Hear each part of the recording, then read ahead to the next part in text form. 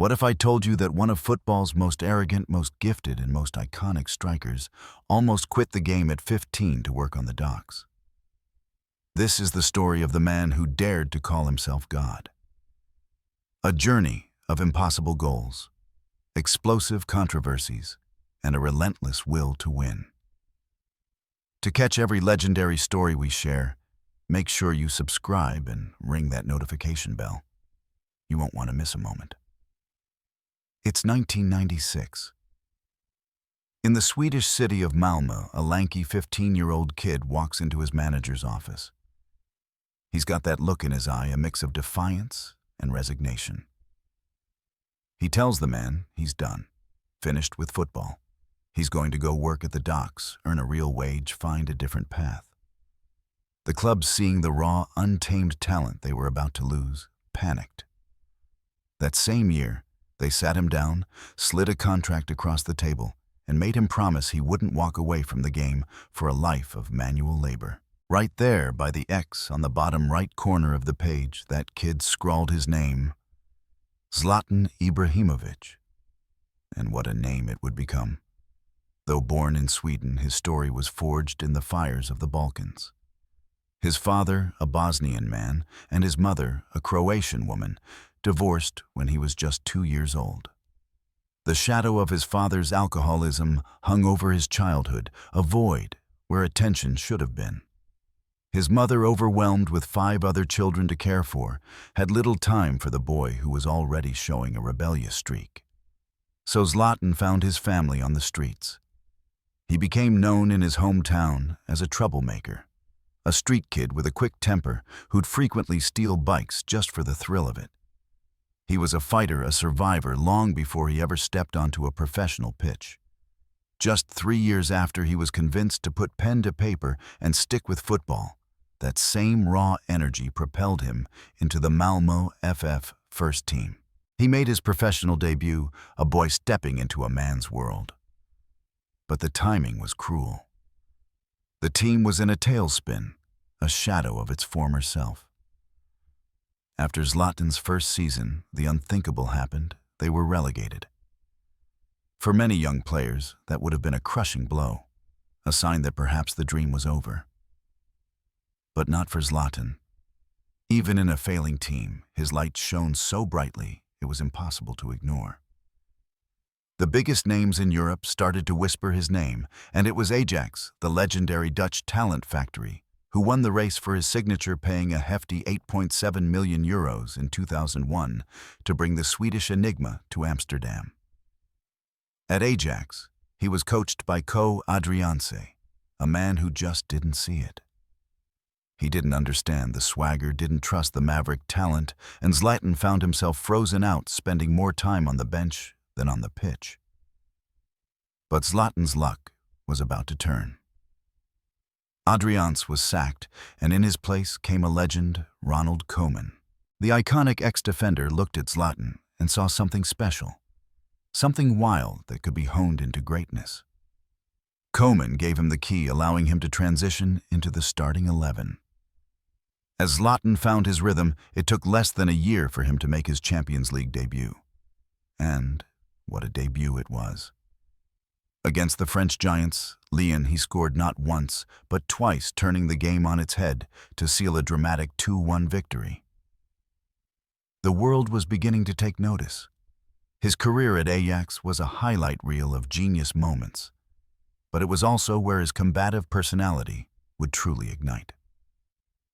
He became public enemy number 1 in the Netherlands after a clash with his own teammate, the golden boy Rafael van der Vaart. During an international friendly between Sweden and the Netherlands, the two came together, and van der Vaart went down injured. He publicly accused Zlatan of hurting him on purpose. The Dutch media went into a frenzy. The stage was set for the next Ajax game against Breda. As Zlatan's name was announced and he entered the pitch, a storm of boos rained down from the stands. This was the moment Zlatan the icon was born. He let the world see for the first time his untouchable, unbothered, larger-than-life personality. He soaked in the hate, and he used it as fuel. First, he silenced them with a goal. Then, In the 76th minute, he produced a moment of pure, unadulterated magic. He received the ball, and what followed was art. He went past 6 players, even dribbling past the same defender, twice a dance of humiliation and dominance, before feinting the keeper and slotting the ball into the empty net. The stadium, which had booed him, was stunned into a mix of silence and awe. That goal would win the Goal of the Season award by Eurosport. And, to pour salt on the wound when asked about the situation with his teammate Zlatan, simply told the press, "It's his problem." The very next day, he signed for Juventus. The deal was worth a staggering €60 million. And once again, fortune smiled on him. The Juventus legend, David Trezeguet, suffered an injury, and Zlatan walked straight into the starting 11, the famous black and white striped shirt hanging on his broad shoulders. By the end of the season, he had plundered 16 goals, announcing his arrival in Italy with authority. The next season was a different story. He was shunted out to the wing, a more defensive role that stifled his attacking instincts, and his goal tally dropped to just 10. But that would soon become the least of his worries. The Calciopoli scandal erupted, a match-fixing storm that rocked Italian football to its core. Juventus were found guilty, stripped of their titles, and relegated to Serie B. Zlatan Ibrahimovic does not play in the second division. He made it clear he would not accept playing in a second-tier league, and so he left, forcing a move to their bitter rivals, Inter Milan, who had to pay just €25 million to sign him. He had traded one Italian giant for another, and his impact was immediate. In his very first game for the Nerazzurri, he won the Italian Super Cup against Roma. He scored on his league debut and netted a crucial goal against his future club, AC Milan. He finished the year as Inter's top scorer with 15 league goals, a feat made even more impressive as the team stormed to the Scudetto with a staggering 97 points, an all-time league record. The next season, he did it again, leading Inter to another Scudetto with 17 league goals. He was now a certified superstar, winning the Serie A Player of the Year award. Then everything changed. José Mourinho arrived. The special one took over the managerial role, and this would only amplify Zlatan's brilliance. He scored the Serie A Goal of the Season against Bologna. A sensational backheel volley from a cross delivered by the Brazilian emperor himself, Adriano. That season, under Mourinho's guidance, he blew his scoring record out of the water, getting more playing time and banging in 25 league goals. He was once again the Serie A Player of the Year. This was a pivotal moment in his career. He was the undisputed king of Italy, and he had an unbreakable bond with Mourinho, a man for whom he once said he'd be willing to die. But then, a once-in-a-lifetime opportunity appeared on the horizon. Barcelona, the team that had just conquered Europe and won the treble, came knocking. They were willing to trade one of their own star players, the legendary Cameroonian striker, Samuel Eto'o, plus an eye-watering €46 million, all for Zlatan. It was a deal too good to refuse for both the club and the player. It seemed like the perfect next step on his path to legendary status, the ultimate validation. He arrived in Barcelona and had a solid first season, even being selected for the 2009 UEFA Team of the Year. He won the Super Cup, the league title, the European Super Cup, and the Club World Cup. On paper, it was a success. But all of it felt hollow. All of it turned to dust as he stood on the pitch and watched his former team Mourinho's Inter Milan knock him out of the Champions League in the semi-finals on their way to winning the treble themselves. The ultimate irony. The cruelest twist of fate.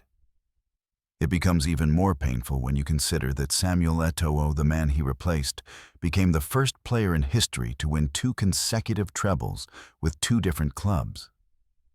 The dream had become a nightmare, and Zlatan's relationship with his coach Pep Guardiola was crumbling. He famously confronted Guardiola in the middle of the dressing room and later told the press the semi-final loss was Pep's fault, calling him a spineless coward. He blamed Lionel Messi, claiming the team had switched to a formation that didn't suit him all to appease the Argentine genius. This frustration led to one of football's most iconic quotes: "You bought a Ferrari, but you drive it like a Fiat." Zlatan felt misused, misunderstood, and disrespected. The situation at Barcelona was impossible to solve. His ego and Guardiola's philosophy could not coexist. It's a tough spot to be in, isn't it? At the pinnacle of the footballing world with a treble-winning team, but feeling like an outsider. What would you have done? Would you have tried to adapt to swallow your pride for the team? Or was Zlatan right to stand his ground? Let me know what you think in the comments below. And so Zlatan was sent packing back to Italy on a loan deal this time to play for AC Milan. The sworn rivals of both Inter and Juventus, the two other clubs he had represented in Italy. The transfer saga would go down as one of the worst pieces of business in Barcelona's history. They saw their star assets' market value plummet by 50 million euros in just 1 year, with Milan having the option to buy him at the end of the loan for a mere 24 million. But Zlatan was never one to let himself be beaten, no matter how hard the blow. He started off immediately, a man possessed, racking up 21 goal contributions in his first 21 league games for AC Milan. The media was already comparing him to Milan legends. But the season wouldn't end without a dose of classic Zlatan controversy. In a game against Bari, he petulantly pushed a defender in the stomach, earning himself a 3-match ban. And just when you thought he'd learned his lesson upon his return, he was caught cursing at a referee in a game against Fiorentina and was handed another 3-match ban. Despite his volatile behavior, his efforts on the pitch were undeniable, and he powered AC Milan to their first Serie A title in 7 years. The next season wasn't quite as eventful. Despite Zlatan helping them secure a comeback on their first game to win another Super Cup, the year was ultimately underwhelming for Milan. They were knocked out of the domestic cup. They failed to defend the league title. And in what was becoming a painful tradition for Zlatan, they were knocked out of the Champions League by Barcelona. It was clear his time in Italy was coming to an end again. After moving around so much, he would finally find some stability, moving to the newly rich Paris Saint-Germain for a fee of 20 million euros. He would stay there for 4 seasons, perhaps helped by the reported 40 million a year salary that made him the second highest paid player in the world at the time. His first season at PSG was eerily similar to his last at Milan.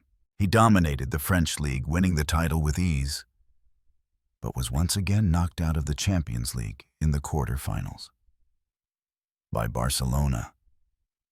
He scored 30 league goals that season, a feat that hadn't been achieved in the French league for 22 years, which deservedly won him the Ligue 1 Player of the Season award. In his second season in France, he scored yet another goal of the season, this time against Bastia, an acrobatic back heel, a move that was becoming his trademark. They won the league again because, let's be honest, what else was going to happen at PSG? Zlatan scored an incredible 41 goals in all competitions, breaking PSG's all-time single-season record. Among those goals was a Champions League poker, 4 goals in one game, which included one of the fastest hat tricks in the competition's history. But the Champions League curse continued. PSG crashed out in the quarter-finals yet again, this time to Chelsea on away goals, despite Zlatan scoring an incredible 10 goals in just 8 Champions League games that season.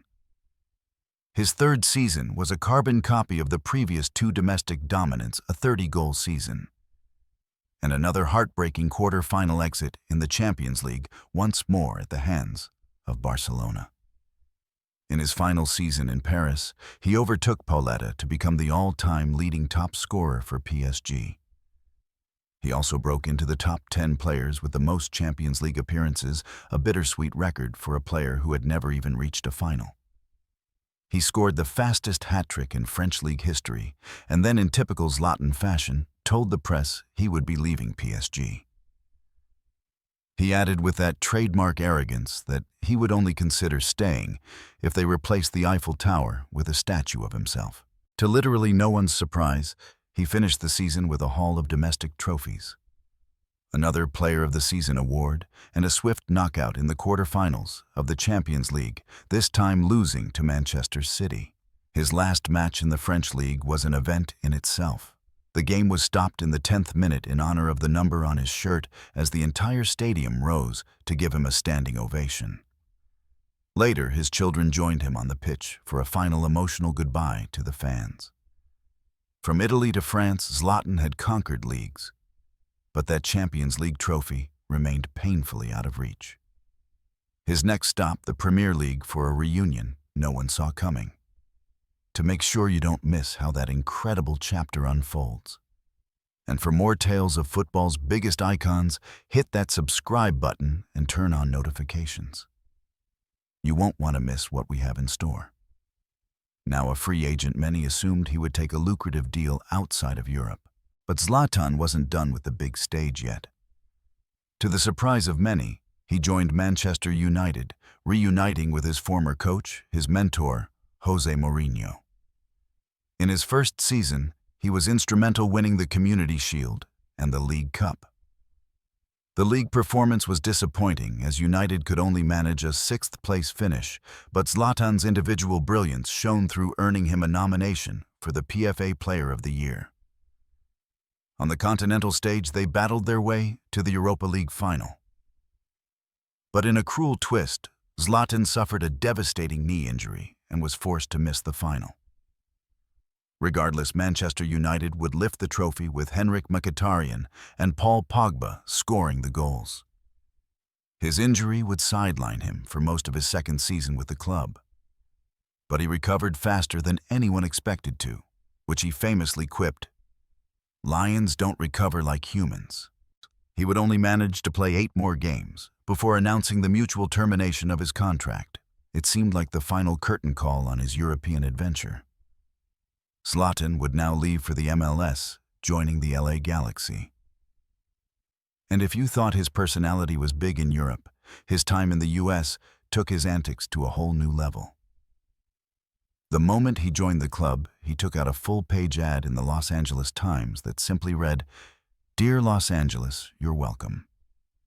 He went on to score his 500th career goal against Toronto FC, a milestone he marked by saying, "Toronto will be happy. They'll be remembered as my 500th victim." He scored another unbelievable goal, an acrobatic flick once again against Toronto FC. This goal was nominated for the Puskás Award and won the MLS Goal of the Season. By the end of the season, LA Galaxy had finished a disappointing 7th in the Western Conference. But Zlatan was still included in the MLS All-Star team and won the Newcomer of the Year award. In his second season, he was named captain. This season would be most notable for his constant fiery confrontation with Carlos Vela, the star player for their city rivals, Los Angeles FC. The rivalry was electric. LA Galaxy made it to the playoffs this time, only to be knocked out by none other than LAFC themselves in an 8-goal thriller. Zlatan scored, but Vela scored twice, leading to a 5-3 final score. At the end of the season, Zlatan announced on Twitter that he was leaving the LA Galaxy. Most expected this to be at the end of an incredible career. But Zlatan, as always, had other plans. In a move that shocked the football world, he announced he was re-signing for AC Milan. He has since played over 10 matches, scoring 4 in 10, and becoming the oldest player ever to score in the Derby della Madonnina. A lion indeed. Now you might have noticed I've left his international career with Sweden for last. And that's because in many ways, it's a story of what might have been. The Swedish national team hasn't experienced a golden era in recent decades, and despite Zlatan's Herculean efforts, he was never quite enough to carry the team to glory on his own. The furthest he ever got in a major tournament was the quarterfinals of the Euros in 2004. But that's not to say there weren't iconic moments in that famous yellow shirt. In 2012, he single-handedly destroyed England, scoring all 4 goals in a 4-2 win, a game capped off by one of the greatest goals of all time, a 35-yard bicycle kick that would deservedly win him the Puskás Award. A goal so audacious, so technically perfect, it's still talked about in hushed tones today. If you know a football fan who needs to be reminded of Zlatan's pure genius, share this story with them. Let them witness the magic. He faced Portugal in the 2014 World Cup playoffs. It was a winner-takes-all showdown. The media billed it as a clash of titans, Ibrahimovic versus Cristiano Ronaldo. Both teams relied heavily on their star players, and the world watched holding its breath. Ronaldo opened the scoring. Zlatan fought back, dragging Sweden into the lead with 2 goals, a powerful header, and a clever free kick drilled under the wall. But it just wasn't enough. Cristiano Ronaldo was a force of nature that night, scoring 2 more goals to complete his hat trick and book Portugal's ticket to the World Cup. It was a heroic, yet heartbreaking performance from Zlatan. After Sweden were knocked out in the group stage of Euro 2016, Zlatan announced his retirement from international football, finishing as the all-time highest goal scorer for his country. Zlatan Ibrahimovic is a paradox. He is one of the strangest, most compelling cases in the world of football. His greatest strength is also his greatest weakness. That colossal personality, that unshakable self-belief, it brought him to legendary status. It made other players fear him. It gave him a psychological edge before a ball was even kicked. But it also fractured relationships with teammates and managers, and his supreme overconfidence proved to be his undoing on several occasions. He is the undisputed king of acrobatic finishes, a true one-of-a-kind footballer. Standing at almost 2 meters tall, his touch, his technique, his agility, it all looks so unnatural, which only makes it more spectacular to watch. To have never played in a Champions League final, to have a relatively underwhelming international record, it feels like a glaring hole in an otherwise glittering career. But however his career might have failed to deliver on some of the game's biggest prizes, he made damn sure he will never ever be forgotten. And that's where this incredible football story concludes for today. What a journey, right? From the docks of Malmö to the grandest stadiums in the world. I'm so eager to hear your thoughts. What moment from Zlatan's career stands out to you the most? That goal for Ajax, the fallout with Pep, the bicycle kick against England. Please share all your opinions, your favorite memories, and any questions you have in the comments below. I truly love reading them and building this amazing football community with all of you. Thanks for watching, and I'll see you next time.